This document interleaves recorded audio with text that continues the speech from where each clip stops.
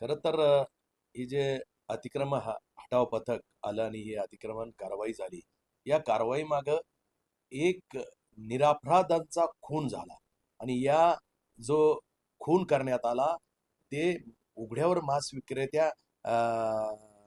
च्या दुकानातून हा खून झाला आणि निश्चितपणे गाव गुंड